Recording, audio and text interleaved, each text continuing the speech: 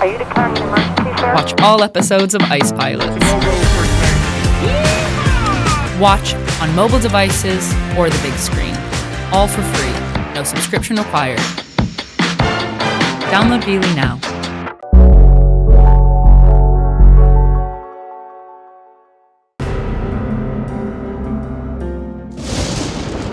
This is the team of Island Air. Every day, they risk everything. The Kodiak Peaks and wicked seas make the island the world's most treacherous place to fly.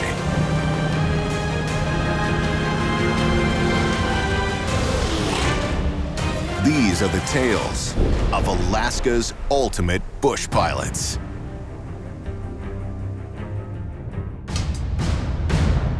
Kodiak Island, one of the most volatile areas of Alaska. Kodiak's extreme weather, rugged landscape, and rough seas make this place the deadliest piece of the planet to access by bush plane. For over 30 years, we've got an annual coming up in about 2 months. Bob Stanford and Island Air have kept Kodiak running. And all summer long, this plane's been working hard. 3-1, go ahead. From flights to remote villages, to transporting hunters and anglers on adventures of a lifetime. All right, guys, we're ready. Let's load up. Do it. Let's go hunting. Here down in there, the fleet consists of a Piper Cherokee 6. We've got a de Havilland Beaver on floats and a Britain Norman Islander. They're all very tough airplanes. They're your pickup trucks of the north. Yeah, we're just dropping off mail. I think we got a little bit of freight for them. It takes more than just machines to make this business work. So the wind is going down, which is good. Emily Pack is the dispatcher at Island Air. We're not moving. She keeps everything on the ground running smoothly. I love Island Air. We're all a big family and we watch out for each other. In the air, Bob has veteran pilot Eric Howard. I wanted to fly here in Kodiak for the challenge. Lots of adventure around here. Float plane pilot in training Peter Rosendahl. I'm the pilot, I'm the cargo guy. Gotta be a jack of all airplane trades to do the kind of flying up here. We're a lifeline to everybody out here. That's the story. Here you go, Shannon. Here's the last of it. I like flying. I always have. That's where I go to my happy place. Beaver's a 54, Pilot's a 56. They're both good years. You know? So.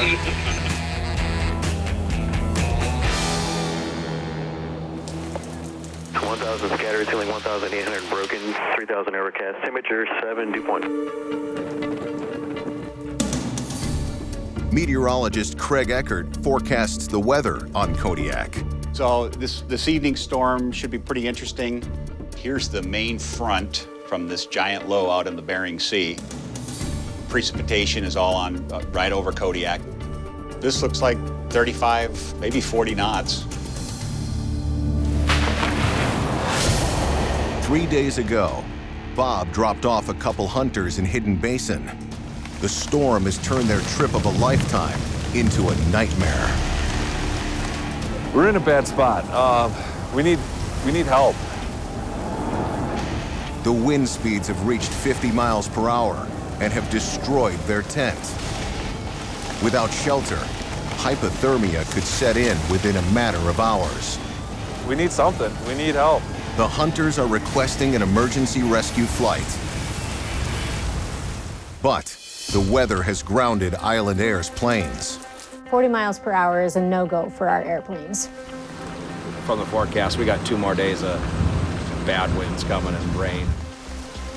We know we're not flying. We're used to fast-moving weather, but it's not moving. It's just sitting here churning away on us. The hunters need help. We're soaking wet, we're cold. But it's not coming anytime soon.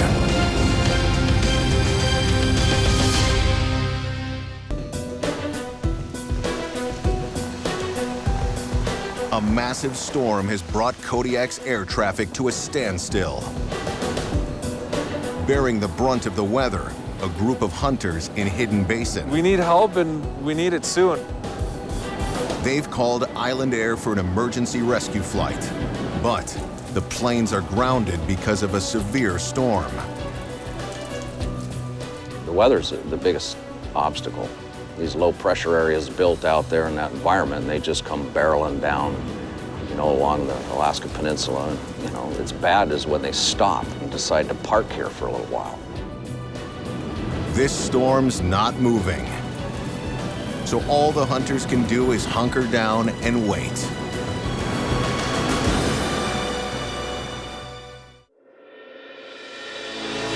Overnight, the storm has slowed slightly, giving Bob a chance to rescue the desperate hunters.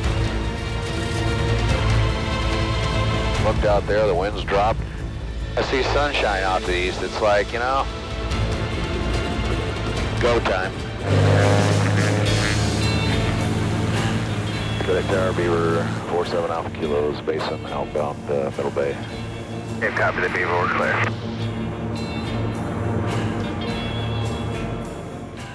And I saw that winds down, a weather break. You don't know when they're going to come, but when they do, you just kick it gear. Off we go.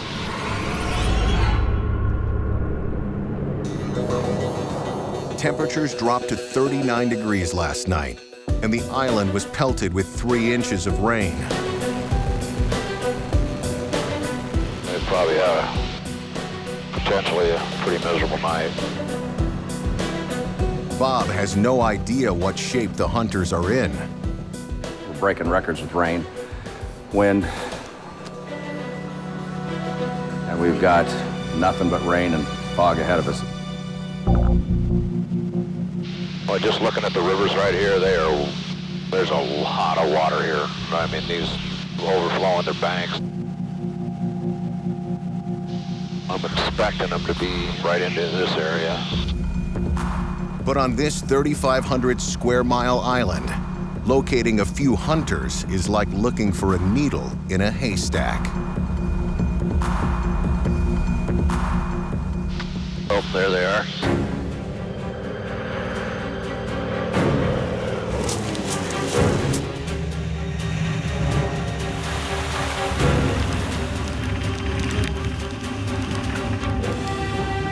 It's an interesting tent set up there with the tarp.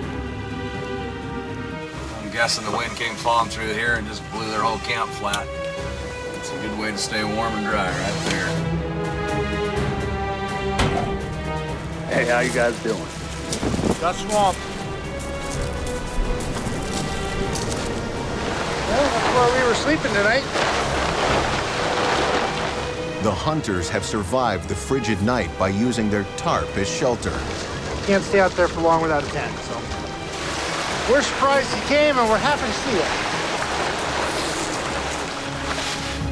I asked him what was blowing 40, 50, he goes, oh, above that. I'm trying to keep the tent up, standing there, it breaks flat. They don't have a single dry item in their camp. The break in the storm is quickly coming to an end.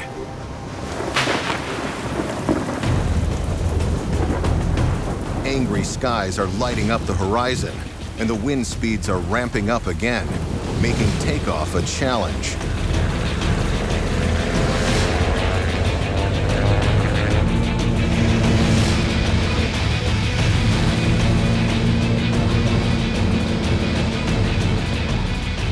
There's a big swell there, 10-foot seas. I thought it died down, but it must have been just for that moment. Now the question becomes, can they make it back home?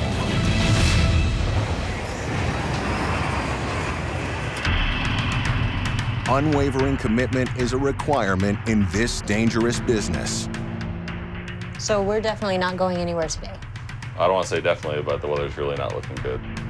Every day, the pilots are faced with life and death choices, dangers that Bob knows all too intimately. Antone Larson. It happened June 30th of 1995. It's one of the few dates I can remember. We flew out to a village and picked up a group of people. They were all close friends. We all knew each other. And there was a line of 9 of us, and I was in the lead. I flew around a place called Unazinki Narrows, which is all over water. I had this gut feeling to hang around and wait for Chris. You know, everything in my life, my natural life, told me this is not what I should do. I flew down to the basin, landed in the channel. Chris got into the pass, but he tried to turn around at the very narrowest portion of the pass.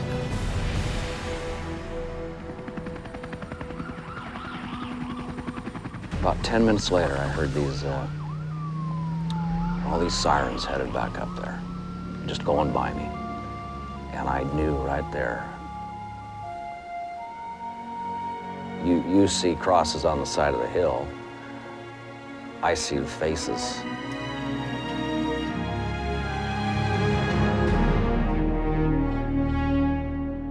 It changed me as a pilot. It changed me as a person. You know, it affected me. It still does.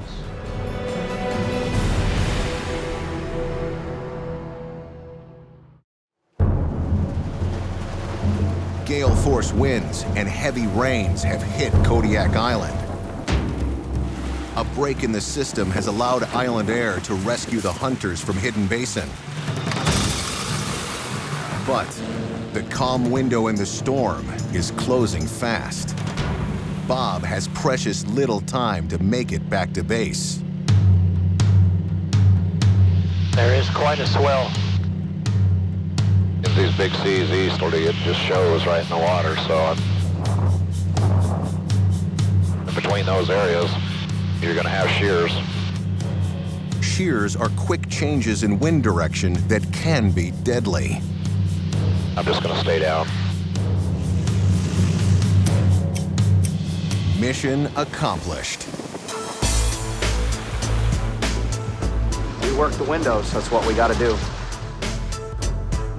We wanted to stay out 6 days. The campsite got flooded, and this morning about 4 in the morning, we got a gale force wind in, kind of broke the tent up. It was so great to hear Island Air today. The plane, boss!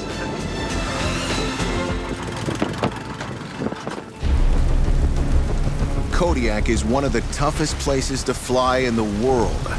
Rapidly changing weather, rough seas, and high mountain peaks make this a location that only the best pilots can navigate.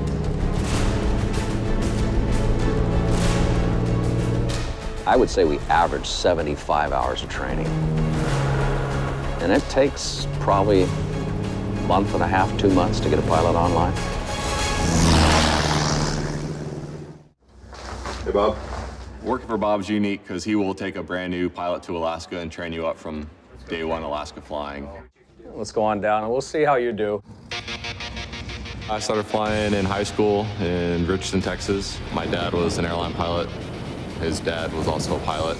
I always wanted to be a pilot, so I packed a couple bags and moved to Kodiak. So we might just do a couple of loops around. I'm sure my grandpa's looking down on me, really stoked on what I'm doing, and my dad's always excited to hear my new stories. Let me show you something on this line. Island Air only accepts pilots who have finished traditional flight school. They need that experience under their belt before they can tackle a float plane. All right. When you get into the Beaver, there's no wheels on it, it's only floats. The idea is not to fight Mother Nature. You want Mother Nature to do the work. To do this job, you need to be pretty confident in what you do. You definitely learn from your mistakes. So we're just gonna practice sailing into this ramp. He's tacking the plane, basically driving it right in front of the ramp, and then he's gonna shut it off if all goes right. Ready? You notice how it shifts? So the plane will consistently move this way, so he has to get over on the corner, and it'll slide back to it. But the only way to figure that out is miss the dock 20 times.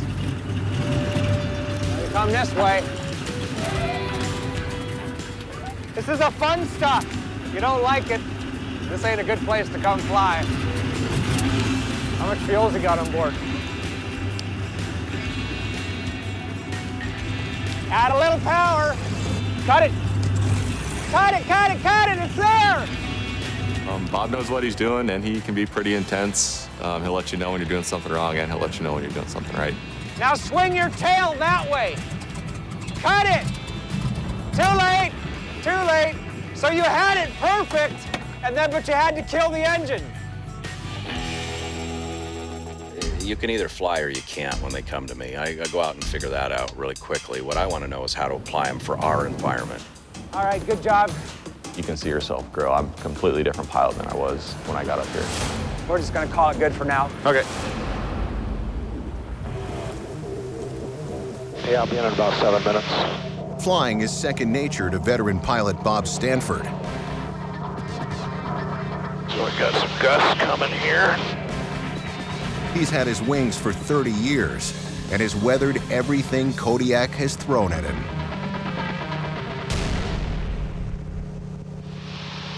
Been a little overrolled here. But at any point, things can go south fast. Yeah, we've got a little problem with voltages going up too high. It should be around 27 volts. And we're up to 33. That's why my light's on. Bob's alternator has suddenly stopped working. A huge problem. With the alternator offline, the sole source of electricity is the Beaver's battery. There's always adventure. His first step is to hit reset to get it back online quickly. I'm not going to take a chance. I'm just going to shut off. I want to cook a battery here. Bob must conserve what power is left in case the alternator doesn't reset. So I got my alternator shut off, but if I shut my master off, my GPS goes down. You know, I've got my chart right here. You go right back to your old school, what you need to do. A younger pilot might panic, but with thousands of hours in the pilot's seat, it's no big deal to Bob. It's just a machine, so it adds a different quirk and you deal with it. The good news is Bob's got Peter flying with him in a second plane. The bad news, the fog's rolled in, and Bob has lost sight of him. Do you have me in sight? Nope, I don't. Okay, then I should just be a little bit ahead of you. I do not see you.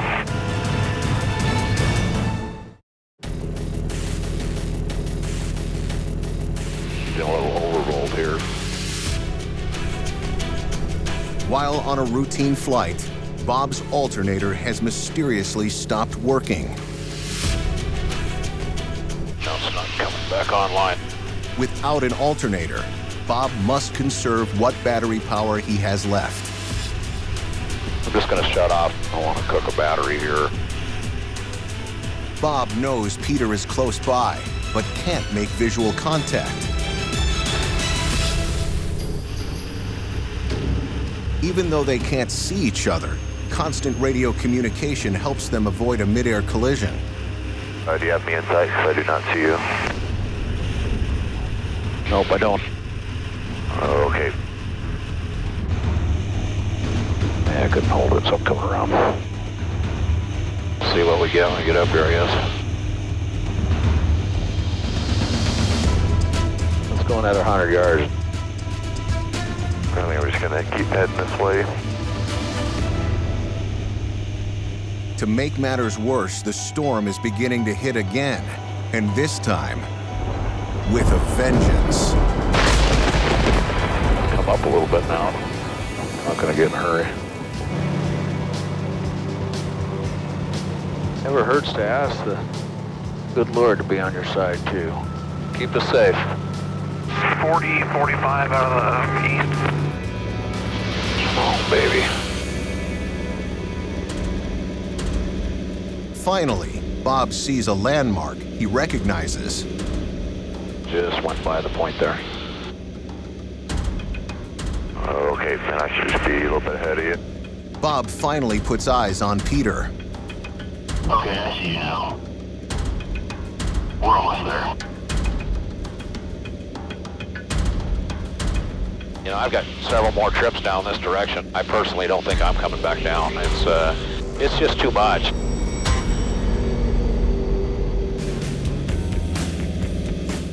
Kodiak Tower, Beaver 47 out kilos off Calson Bay for the base on North Papa.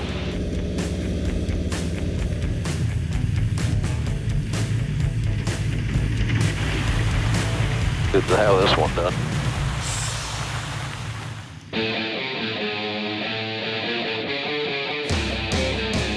Adam Lutz has been an airplane mechanic in Alaska for the past 10 years.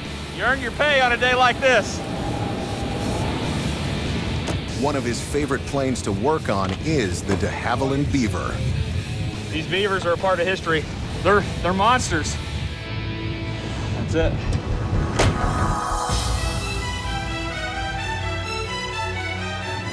I trust the Beaver. It's tough. It's got a lot of power. You can have things go wrong, and it's just gonna keep going.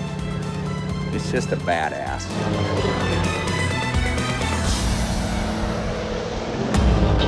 For the team of Island Air, being Kodiak's lifeline is more than a business. It's a passion. I think Kodiak pilots are some of the best in the world. We have to deal with a lot of weather. Your younger pilots, when they first get here, they're scared to death. They have a healthy awareness of what's going on. If I can't impart what I know to the pilots that work here, then I've failed.